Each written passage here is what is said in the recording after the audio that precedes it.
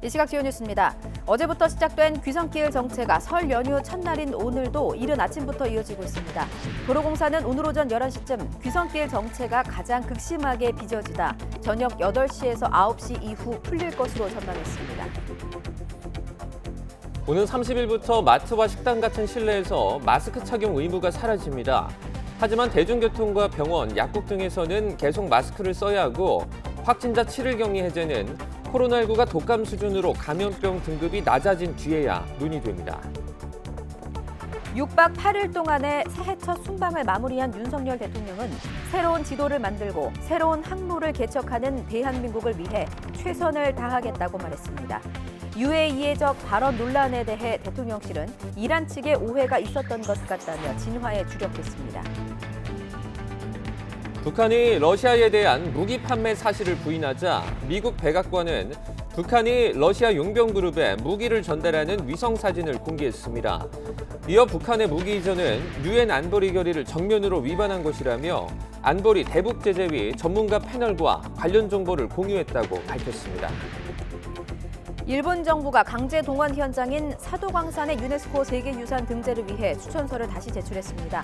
한국의 반발에도 불구하고 유네스코와 국제사회에 대한 선전에 나서는 등 물밑 작업도 본격화하고 있습니다. 여러분 안녕하십니까? 굿모닝 YTN 3부 이어갑니다. 본격적인 설 연휴가 시작됐는데요. 이미 어제부터 수도권 고속도로와 기차역 등은 고향으로 가려는 사람들로 붐비기 시작했습니다. 사회적 거리두기 해제 이후 처음 맞는 설이기 때문에 작년보다 20% 넘게 이동량이 늘어날 전망입니다. 강민경 기자가 취재했습니다. 사회적 거리두기가 해제되고 처음 맞는 설 명절. 연휴 하루 전 평일이지만 고속도로에는 벌써 귀성 차량이 몰리기 시작합니다. 그만큼 차량 속도는 느려집니다. 비슷한 시각 서울역, 기차표를 미리 사둔 시민들로 북적였습니다. 마음은 벌써 고향에 가 있습니다. 코로나 때문에 못 내려갔었거든요. 그래서 내려가가지고 저기 애기 할아버지 할머니랑 좀 즐거운 시간 보내려고 하고 있습니다. 유독 짧은 연휴가 아쉬운 직장인들. 과감히 하루 휴가를 낸 뒤 가족을 보러 가는 발걸음을 재촉합니다. 부모님 뵙고 맛있는 것도 먹고 친척들도 오랜만에 보려고 연차 내고 좀 일찍 가려고 해요. 가장 소중한 보물인 아이들의 손을 꼭 잡은 어머니는 고향에 대한 설렘을 가득 안고 기차에 몸을 싣습니다. 작년에 아버님 기일이었는데요. 사정상 못 갔는데 오랜만에 온 가족이 모여서 맛있는 것도 해먹고 또 여러 가지 얘기도 나누고 또 인사도 드리고 세뱃돈도 어르신들께 드리고 아이들도 받았으면 좋겠습니다. 버스터미널도 활기로 가득 찼습니다. 고향집에 챙겨갈 선물을 두 손 가득 챙긴 승객들. 버스 아래 차곡차곡 쌓인 진보다리에서는 가족과 친지를 향한 따스한 마음이 느껴집니다. 일단 우선 같이 밥을 먹고 싶고요. 같이 밥 먹고 제사도 지내고 놀러도 가고 알차게 보내고 오고 싶습니다. 주말을 포함해 나흘 뿐인 짧은 설 연휴. 게다가 사회적 거리두기가 없어진 첫 설이라 이동량이 지난해보다 20% 이상 늘 걸로 전망됩니다. YTN 강민경입니다. 설 연휴 첫날인 오늘은 강추위가 기승을 부리는 가운데 이면도로나 산간도로에는 살얼음이 생길 가능성이 커서 귀성길에 주의가 필요합니다. 기상청은 오늘 아침 서울 기온이 영하 10도까지 떨어지는 등 한파가 기승을 부리겠고 차량 운행이 뜸한 도로는 살얼음이 우려된다고 밝혔습니다. 설날인 내일은 추위가 잠시 주춤하겠지만 전국에 눈이나 비가 오겠고 이후 귀경길에는 이번 겨울 들어 가장 심한 한파가 찾아올 전망입니다. 기상청은 모레 오후부터 찬바람이 강하게 불면서 기온이 크게 떨어져 설 연휴 마지막 날에는 서울 등 중부 아침 기온이 영하 20도 가까이 떨어지는 북극 한파가 맹위를 떨치겠다고 밝혔습니다. 정부는 이번 연휴 기간의 날씨의 영향으로 도로 상황이 좋지 않을 가능성이 크다면서 철저히 대비해야 한다고 밝혔습니다.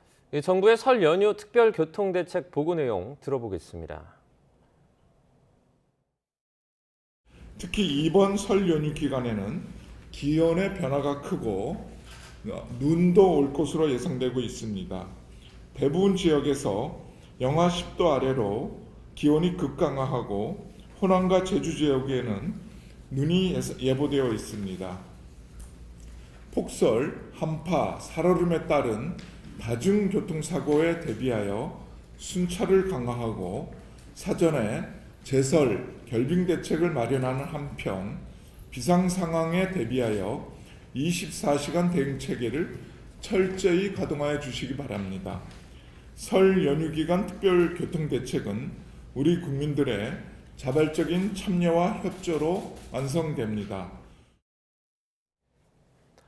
오늘부터 설 연휴 나흘 동안 전국 6개 고속도로 휴게소에서 국민 누구나 무료로 코로나19 유전자 증폭 검사를 받을 수 있습니다.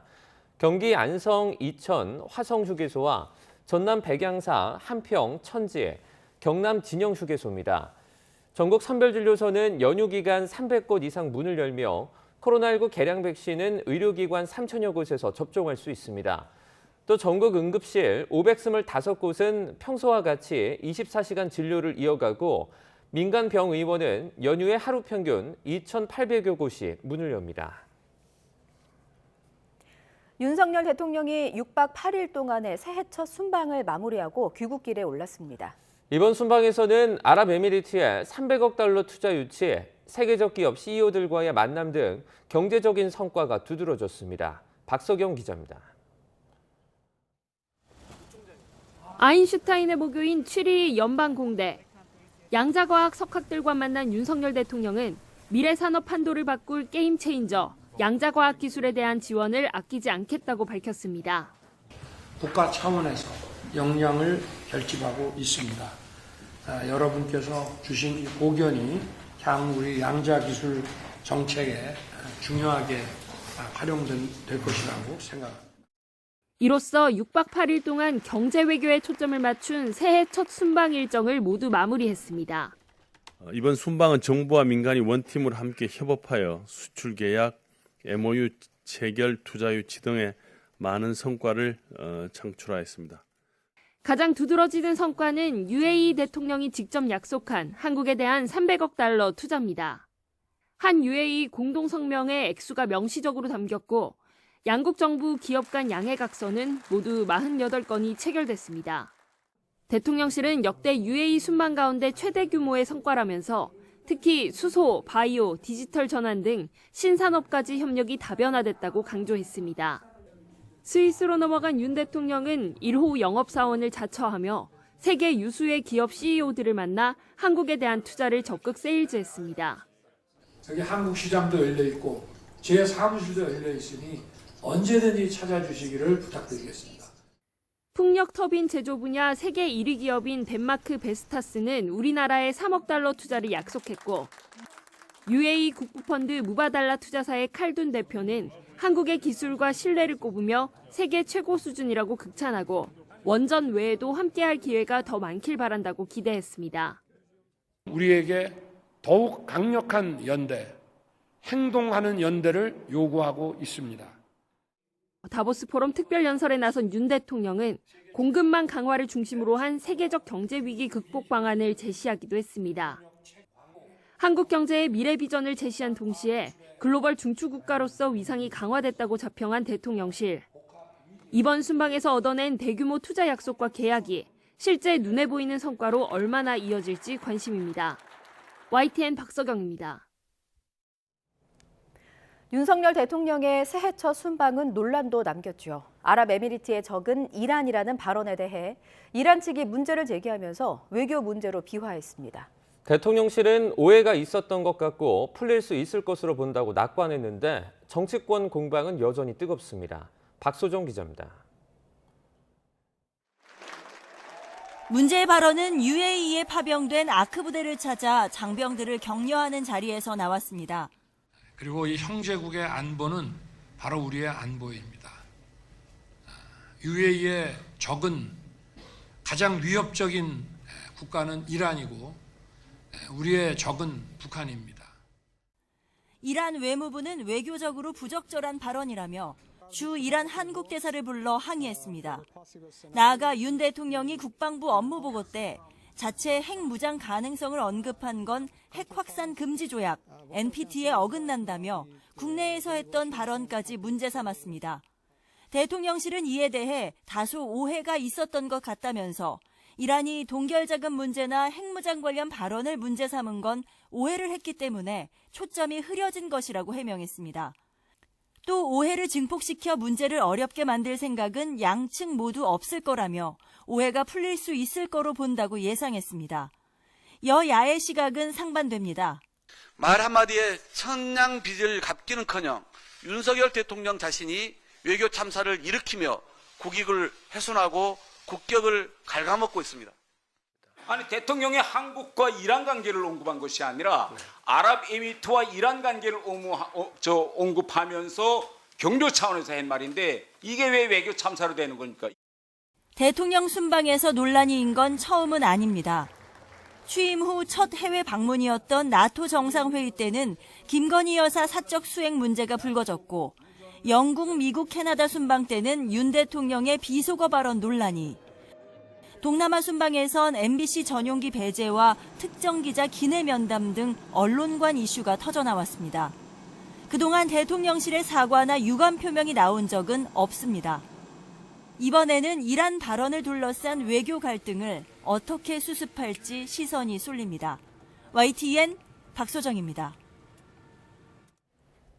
당대표 출마를 고심 중인 국민의힘 나경원 전 의원은 저출산이 부위원장직 해임 결정이 대통령의 본의가 아닐 것이라는 최근 자신의 발언은 불찰이라며 공식 사과했습니다.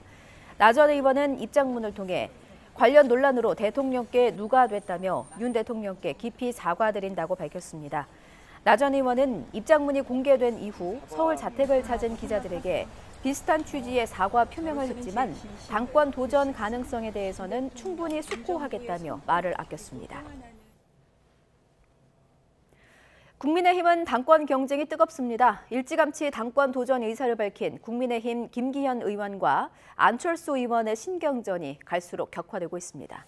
출마 여부를 고심하며 자맹 중인 나경원 전 의원은 설 연휴 이후엔 어떤 식으로든 거취에 대한 입장을 내놓을 것으로 보입니다. 황윤태 기자의 보도입니다. 설 연휴를 앞두고 주도권을 쥐려는 당권 주자들의 기싸움이 점점 달아오르고 있습니다. 선공은 안철수 의원이 날렸습니다. 당내에 공천에 대한 공포 분위기가 실제로 있고 그 배경엔 김기현 의원이 자리하고 있다고 주장한 겁니다. 자유로운 분위기 하에서 당원들의 축제가 되어야 되지 않습니까? 그런데 오히려 그런 것이 아니라 좀 서로 불편해하고 서로 좀 분열이 감지되고 이런 모습들입니다. 장제원 의원 등 친윤 핵심에 대한 당내 일부 반감을 부각한 거란 해석이 나왔습니다. 안 의원은 또 최근 김 의원이 화합을 강조하며 밀고 있는 연대와 포용 그리고 탕평, 이른바 연포탕도 말장난이라며 깎아내렸습니다. 지역구인 울산을 찾아 안방 표심을 다지던 김기현 의원은 대응할 가치가 없다며 불쾌한 기색을 애써 숨기지 않았습니다. 그 일고의 가치도 없는 얘기입니다. 뭐 공천 후유증은 시작도 안 했는데 공천 후유증 얘기하는 거는 넌센스고요. 전당대 아주 축제의 장으로 만들 것이기 때문에 연포탕을 잘 끓이도록 하겠습니다. 자신은 연포탕을 잘 끓이겠다고 거듭 강조하며 안철수 나경원 연대 가능성 역시 관심도 없다고 평가절하했습니다. 나 전 의원의 출마로 다자구도가 형성돼 과반 득표자가 나오지 않으면 1, 2위 간 결선에서 정면 승부를 노리는 안 의원을 겨냥한 거란 분석이 많습니다. 한편 두문불출하고 있는 나경원 전 의원은 설 연휴 동안 숙고의 시간을 좀 더 가진 뒤 출마 여부에 대해 결단을 내릴 것으로 보입니다. 나 전 의원은 여전히 말을 아끼고 있지만 일부 측근 그룹에선 당권 도전으로 기울었다는 관측을 내놓고 있습니다. 여전히 전의에 불타 있습니다. 설 연휴 조용히 지내고 대통령 이제 귀국하시면 네. 그 이후에 설 연휴 끝나고 보수의 상징적인 장소에서 출정식을 하게 될 겁니다. 비윤 주자인 유승민 전 의원도 막판 고심을 이어가는 가운데 설 연휴가 지나고 후보 등록 날짜가 가까워지면 안개 속이던 집권여당 당권 구도의 윤곽이 어느 정도 드러날 것으로 보입니다. YTN 황윤태입니다. 지난해 대선과 지방선거에서 각 당은 청년 표심을 얻기 위해서 뛰었습니다. 그런데 선거가 끝난 요즘 여의도에서 청년이 사라졌다는 지적이 나오는데요. 양당 청년 정치인들의 생각을 들어봤습니다.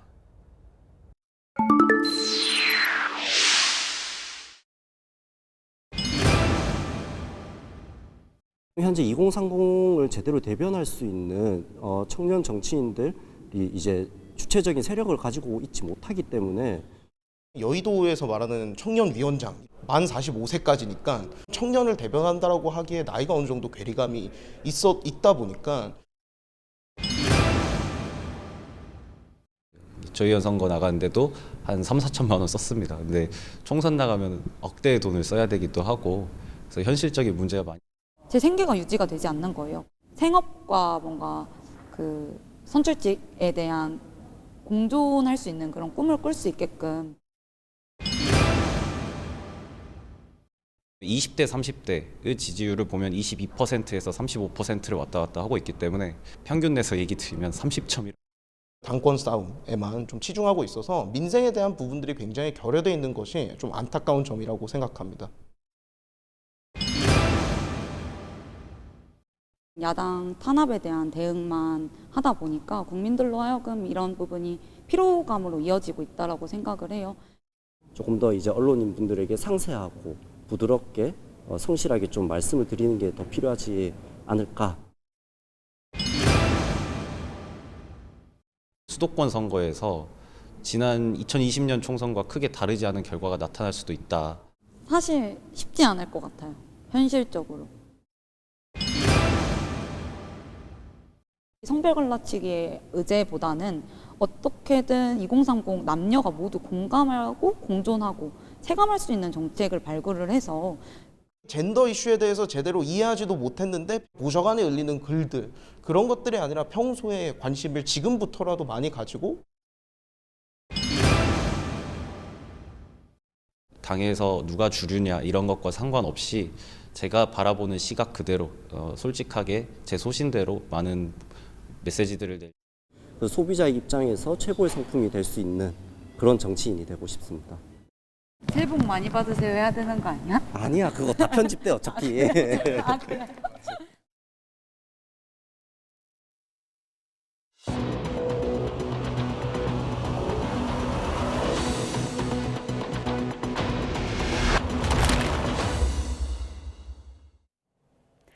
YTN은 우리 사회의 심각한 문제, 저출생 현상의 문제점을 짚어보고 해결책을 찾는 연속 기획을 준비했습니다.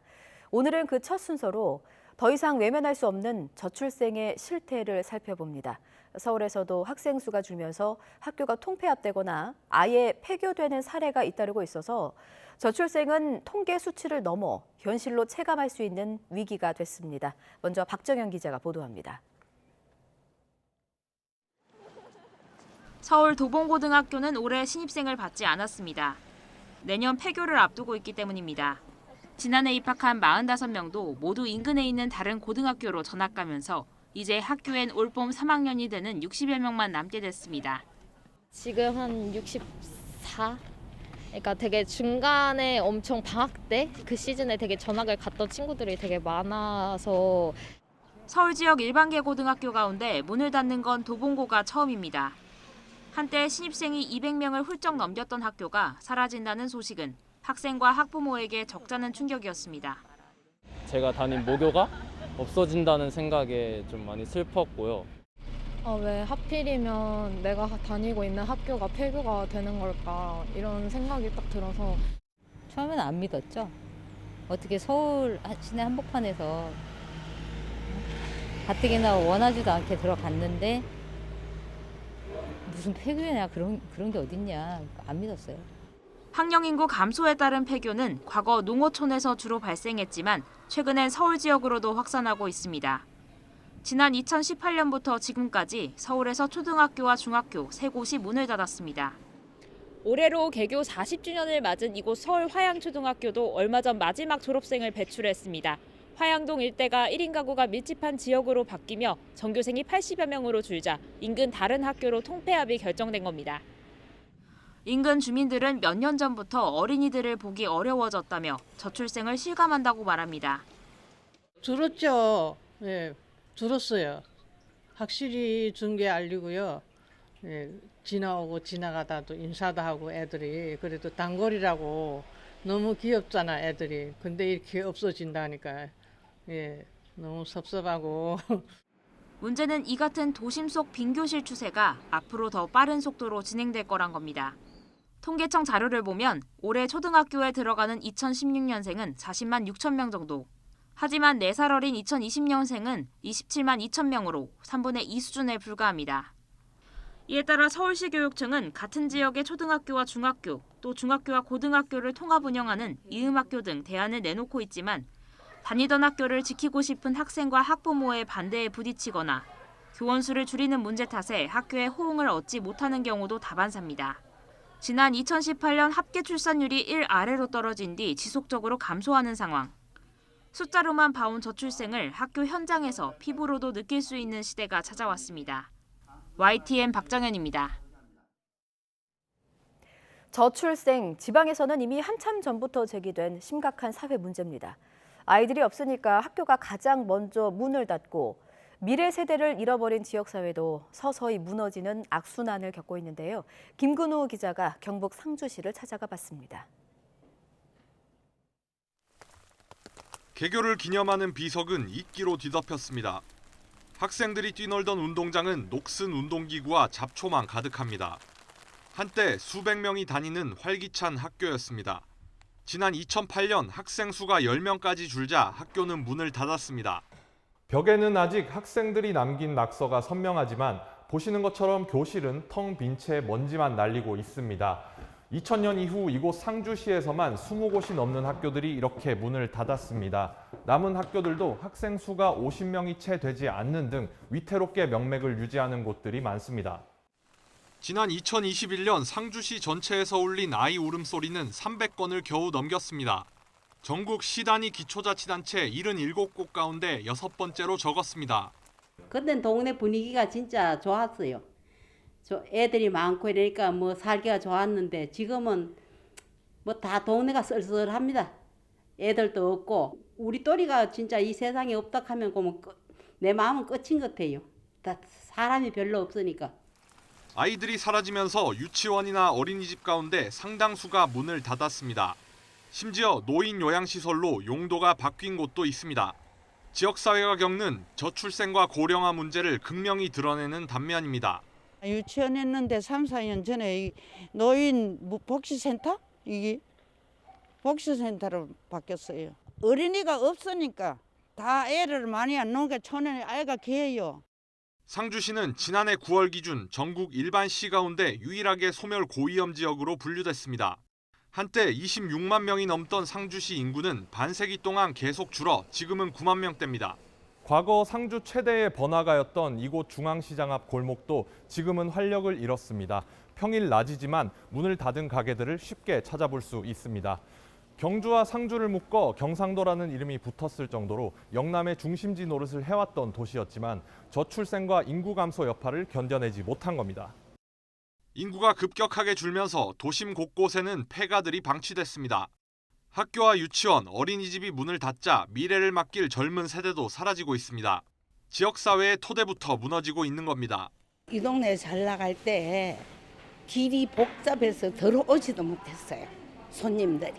너무너무 뭐 사람들이 많이 다니고 그랬어요. 근데 지금은 뭐 하루 정도로 이래 세릴락 해도 뭐 몇 명 왔다 갔는가 그럴 정도. 저출생이 불러온 지역사회 붕괴는 어느덧 눈에 보일 정도로 가까워졌습니다. 하지만 정부 대책 백약이 무효입니다. 지난해 지방소멸 대응기금으로 해마다 1조 원씩을 인구 감소 지역에 지원하겠다는 처방까지 내놨는데 출산율은 더 떨어졌습니다. 돈을 직접 지원하는 방식에 한계가 있다는 의미입니다. 이는 지역사회를 살리기 위한 근원적 해결책 모색이 필요하다는 의미이기도 합니다. YTN 김근우입니다. 장애인 단체가 지하철 탑승 시위를 재개했습니다. 이들의 행동을 지지하기 위해 일반 시민들도 함께했는데 서울교통공사 측은 이번에도 무정차 통과로 맞섰습니다. 황보혜경 기자입니다. 근조 모자를 쓰고 휠체어를 탄 장애인들이 오이도역에 모였습니다. 22년 전 이곳에서 휠체어 리프트를 탔다가 떨어져 숨진 장애인을 기리기 위해서입니다. 전국 장애인 차별철폐연대 결의대회가 열리는 삼각지역으로 가기 위해 지하철을 타려 했지만 거부당했고 장애인의 특권을 누리고자 이렇게 이 추운 날 와서 외치지 않습니다. 이 명절 때 고향에도 가고 친구도 만나고 할 수 있는 그런 세상을 우리는 원합니다. 3시간 넘게 대치한 끝에 코레일 측은 조건부로 탑승을 허용했습니다. 시위대가 조끼를 벗고 음향 장비를 경찰에 맡긴 뒤 탑승하는 게 조건이었는데 만약 지하철에서 소란을 피우면 오이도역으로 되돌아올 거라고 경고까지 했습니다. 또 다른 차별인 셈입니다. 사실은 저희들이 좀 무리로 떼지어서 탄다 그래서 니들은 이런 조건으로 탈 수 있다 탈 수 없다 이런 조건을 걸지 않잖아요. 어쨌든 간에 자유롭게 승차하고 하차하고 이동할 권리가 있다고 생각합니다. 서울역에선 서울교통공사 측 저지로 탑승을 끝내 포기해야 했습니다. 결의대회가 열린 삼각지역에선 전장현 요구사항을 지지하는 시민들도 함께했습니다. 시민 100여 명은 연대의 의미로 다 함께 노래를 부르고 공사 측의 퇴거 요청에 대신 항의하며 장애인 권리 예산과 이동권 보장을 촉구했습니다.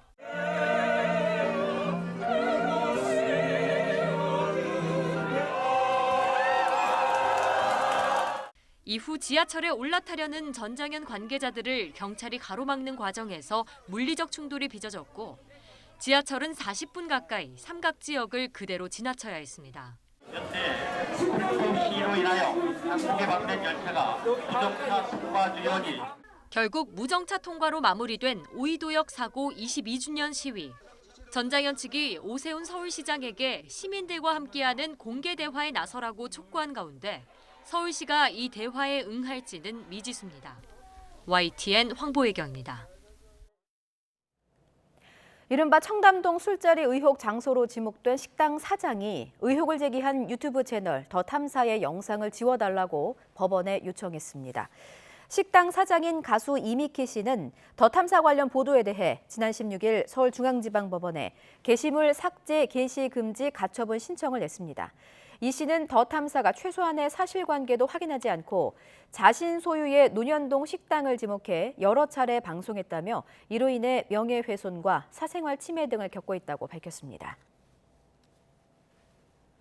이정근 전 더불어민주당 사무부총장에게 금품을 건넸다고 검찰에 진술한 박모 사업가가 이 전 부총장이 아주 집요하게 돈을 달라고 요구했다고 주장했습니다. 박모 씨는 서울중앙지방법원에서 열린 이 전 부총장 알선수재 혐의 공판에 증인으로 출석해 이 전 부총장이 지겹게 돈을 달라고 졸랐다고 밝혔습니다. 이에 대해서 이 전 부총장은 박 씨가 거짓말로 점철하고 있다고 항의했고 이 전 부총장 변호인은 박 씨가 도와주겠다며 돈을 빌려주겠다고 해놓고 그때마다 일부만 주면서 심부름을 요청했다며 받은 돈은 채무관계라고 반박했습니다. 마스크 착용은 2단계부터 전체 실내 시설에서 의무화되며 위반 시 과태료가 부과됩니다.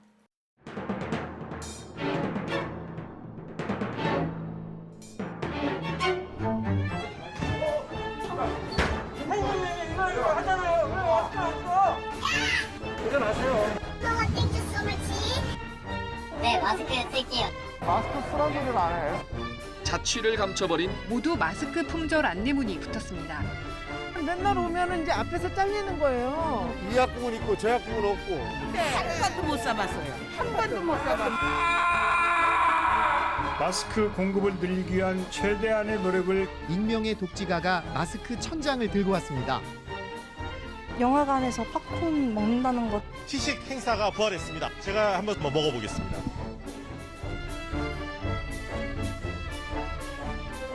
오는 1월 30일부터 실내 마스크 착용 의무를 원고로 완화하는 바랍니다.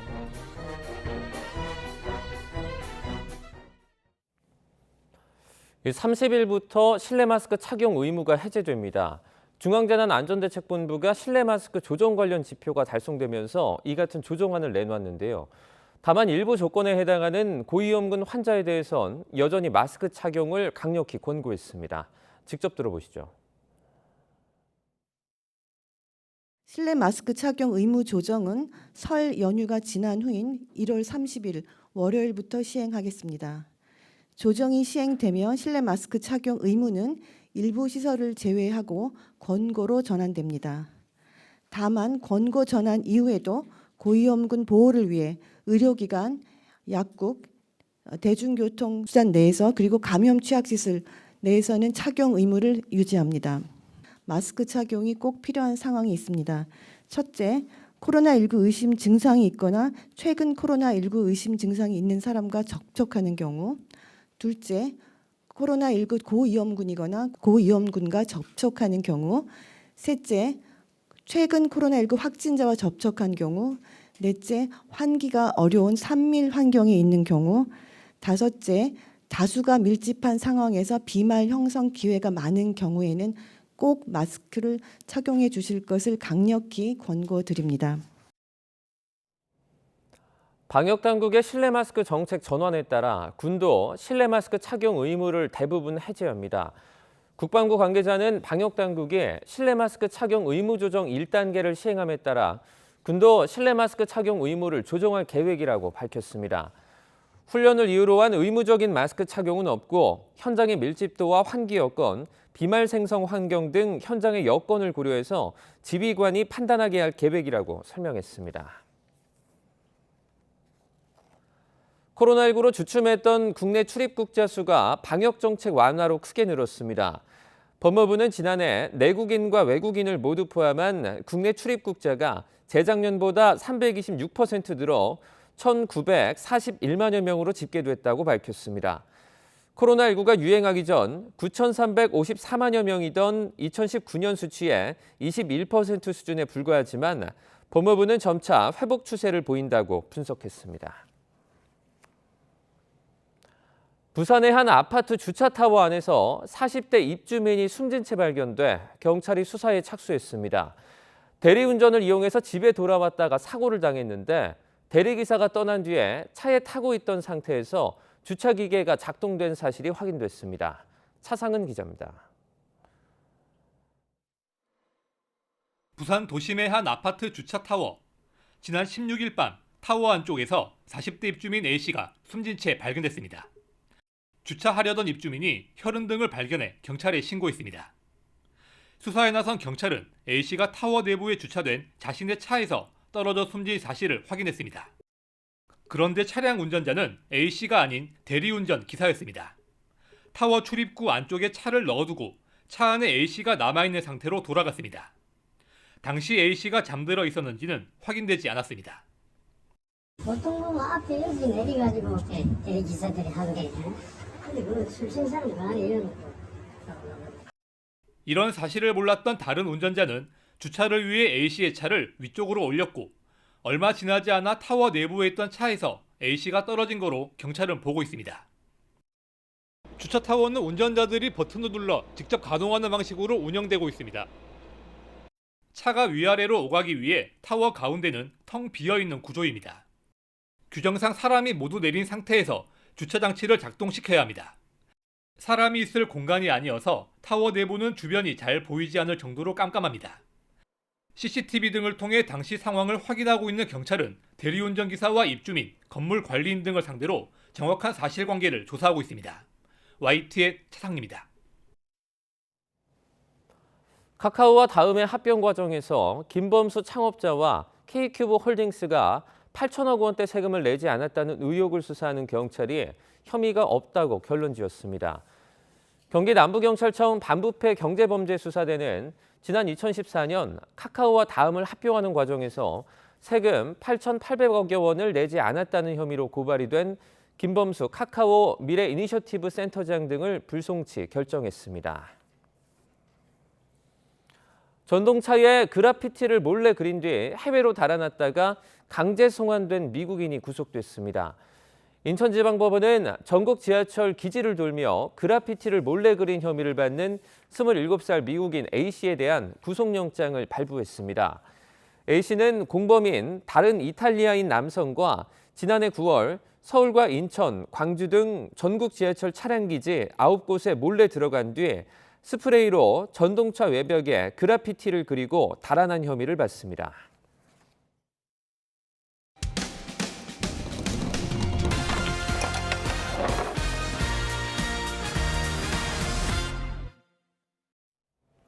대전의 한 대학병원에서 고관절 수술을 받은 70대 남성이 마취해서 깨기도 전에 허벅지 뼈가 부러졌습니다. 병원 측은 환자의 뼈가 약해서 그런 것이라며 절대로 의료 실수나 사고는 아니라고 해명하고 있습니다. 제보는 Y 양동훈 기자입니다. 70대 A씨는 지난해 9월 대전의 한 대학병원에서 고관절 치환술을 받았습니다. 하지만 극심한 통증과 함께 마취에서 깨어났습니다. 의사를 찾아간 A씨 딸은 아버지 허벅지뼈가 부러졌다는 말을 듣고 심장이 쿵 하고 내려앉았습니다. 의사는 수술 직후 엑스레이를 찍고 붕대를 감는 과정에 힘이 가해져 뼈가 부러졌다고 설명했습니다. 아프다고 해도 아프다고 모셔도 자꾸 틀어붙더라고. 그래갖고 나를 부러져버렸어. 그래갖고 소리를 지르고 모셔도 소용이 없고. 병원 측은 A씨의 뼈가 너무 약해서 생긴 일이라서 의료 실수나 의료 사고는 아니라고 못 박았습니다. 수술 전에 이미 A씨 뼈가 약한 것을 파악하고 있었다고 설명했습니다. 그래서 수술 과정에 A씨 다리에 덧댈 뼈까지 서울병원에서 공수해 미리 준비해둔 상태였다고 말했습니다. 하지만 수술 과정에 의사가 현재 뼈로 버틸 수 있다고 판단했고 어렵게 구해놓은 다리뼈는 사용하지 않은 거로 조사됐습니다. 그리고 의사 생각과 달리 수술 직후 A씨의 다리뼈는 부러졌습니다. A씨의 가족은 뼈까지 구해놨다면서 왜 정작 수술할 때 보강하지 않았냐며 강한 의문을 표했습니다. 이제 와가지고 문제가 발생을 하니까 이거는 뼈가 약해서 그렇다. 이렇게 변명식으로 둘러대는 게 너무 황당하거든요. 결국 A씨는 몸을 회복할 틈도 없이 이틀 뒤 다시 수술대에 올라야 했습니다. 부러진 허벅지에 다른 다리뼈를 덧대 철판으로 고정하는 수술을 받았습니다. 병원 측은 수술이 정상적으로 마무리됐기 때문에 이제 회복과 재활 과정만 거치면 된다고 설명했습니다. 고관절 재수술을 받아 곧 잘 걸으시겠다 기대했던 딸은 이제 고령의 아버지가 완전히 낫지 못하는 건 아닐까 걱정하는 처지가 됐습니다. 영영 이렇게 영구 장애로 생활을 할 수밖에 없나라는 생각도 좀 강하게 들고 연세도 많으신데 걷고 싶으셔서 간 병원에서. YTN 양동훈입니다. 민족 대명절 설을 맞아 빛거울에서 뜻깊은 전시회가 열리고 있습니다. 광주 옛 도심 동구의 명장과 명인들 작품전인데요. 60년 외길 인생을 담은 책도 선보입니다. 김범한 기자가 보도합니다. 예술의 도시 빛고울 광주를 대표하는 거리입니다. 하얗게 핀 안개꽃과 화사한 매화, 푸른 소나무에 사뿐히 내려앉은 학가지. 작품은 다름 아닌 미용실에서 나오는 머리카락으로 탄생했습니다. 이제 제 생각에는 예술이라는 게 어떤 특정한 이렇게 사람이 하는 것보다는 지금은 소재를 어떤 소재를 쓰느냐 이게 굉장히 중요한 것 같아요. 사기쟁이라는 전시에도 김옥수 도자공예 명장은 뜨거운 불과 싸우며 4대째 분청 사기를 굽고 있습니다. 속이 빈 대나무의 울림과 호흡의 공력인 청의 떨림이 선사하는 아름다운 하모니.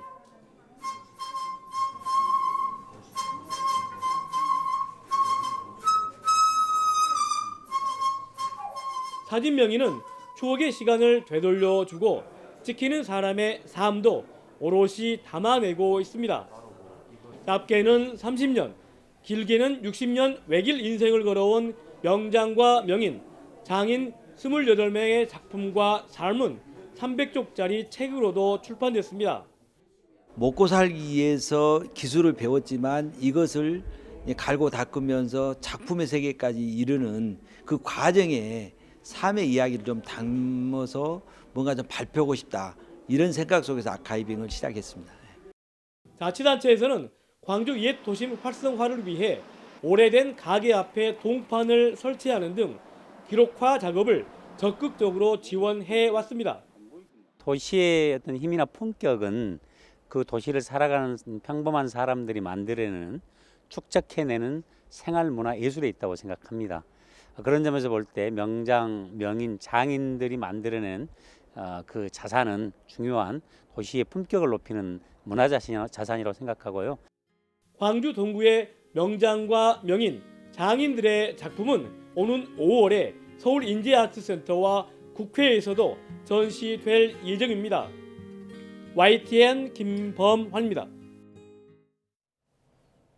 고품질 농산물을 생산하고 기후변화에 대응하기 위해 농촌에는 첨단 농업시설들이 보급되고 있죠.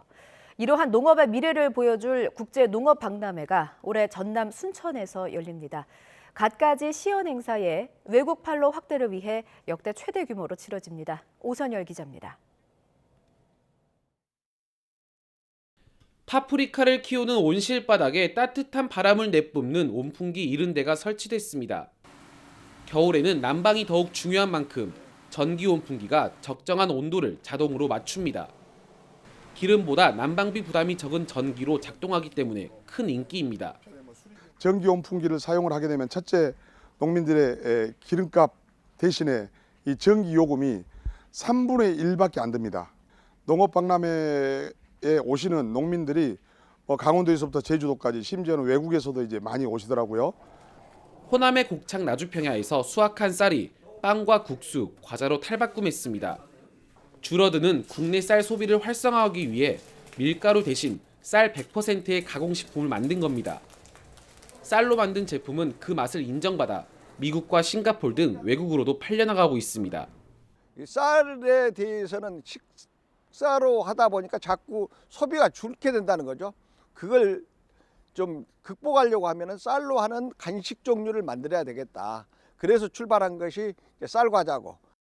2년 전 나주에서 열린 국제농업박람회는 관람객 70만 명을 기록하고 국내외 2,400억 원의 판매 계약을 체결하면서 우리나라 최대 규모의 농업박람회로 자리 잡았습니다.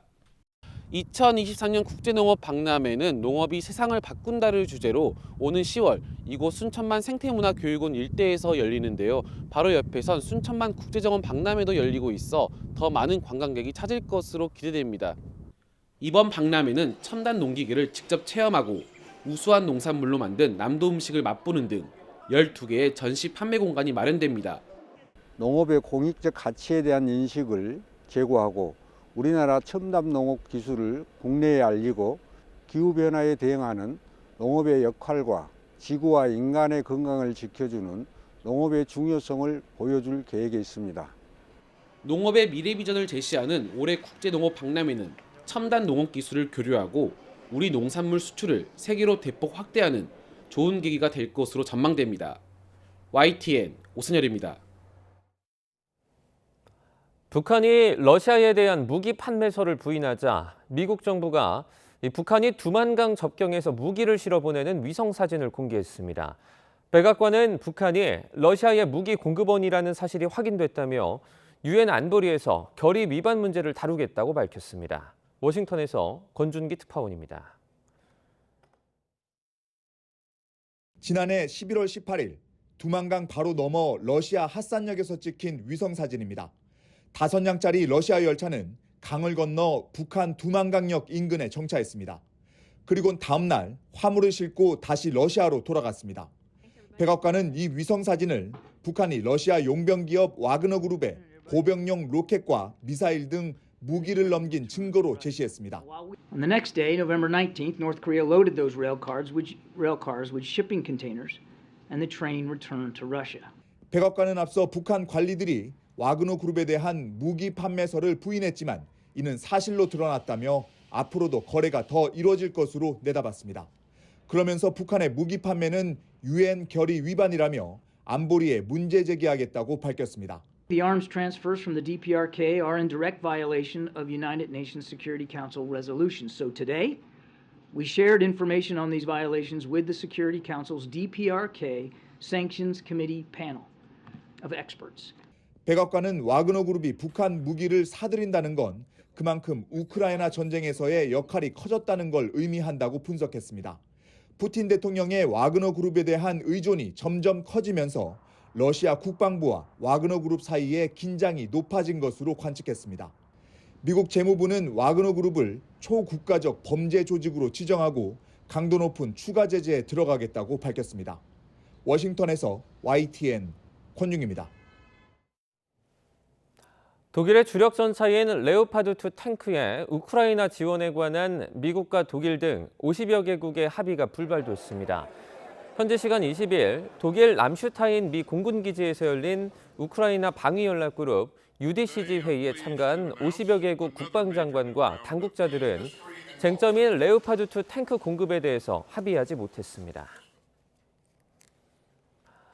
일본 정부가 강제동원 현장인 사도광산의 세계유산 등재를 위해 추천서를 다시 제출했습니다.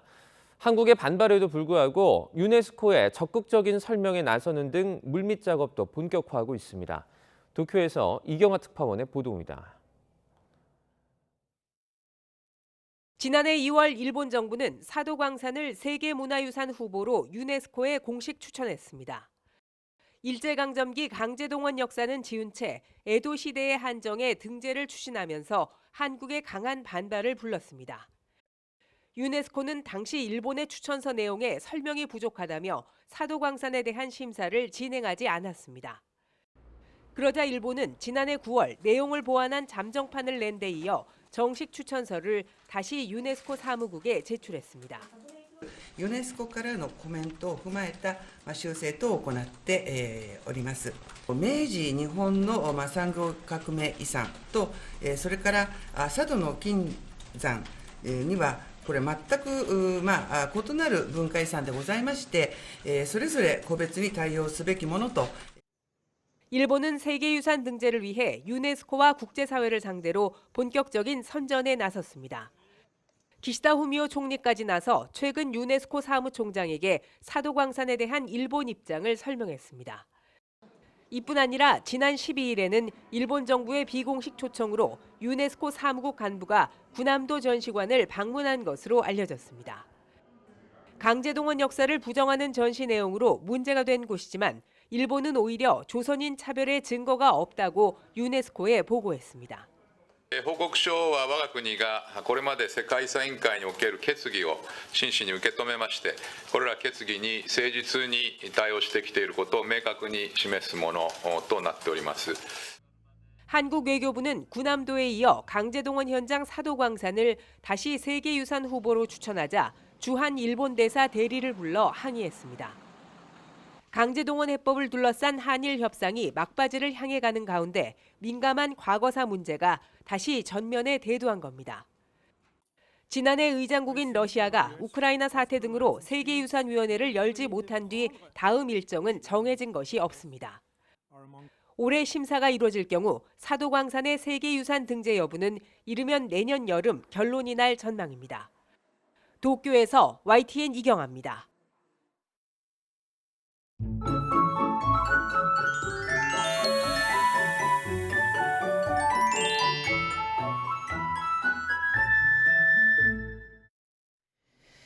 연휴 첫날부터 추위가 예사롭지 않습니다. 대부분 지방의 한파특보가 특히 강원도와 충청 일부, 경북 산간은 한파경보가 내려져 있는데요. 현재 서울 기온은 영하 10.3도까지 떨어져 있고 대관령의 체감온도는 영하 20도를 밑돌고 있습니다. 오늘 나가실 때 옷차림 든든히 해주시길 바랍니다. 설날인 내일은 전국에 눈이나 비가 오겠고 연휴 마지막 날인 화요일에는 올겨울 최강 추위에 호남과 제주도에는 폭설이 쏟아질 것으로 보입니다. 오늘 대체로 맑겠지만 빙판길 유의하셔야겠고요. 아침까지 전북 서해안은 눈이, 충남 서해안과 제주도는 빗방울이나 눈날림 정도 예상됩니다. 현재 기온은 춘천이 영하 15.2도고요. 낮에도 춥겠습니다. 서울이 0도 예상됩니다. 날씨였습니다. 굿모닝 YTN 마칩니다. 시청해주신 여러분 고맙습니다.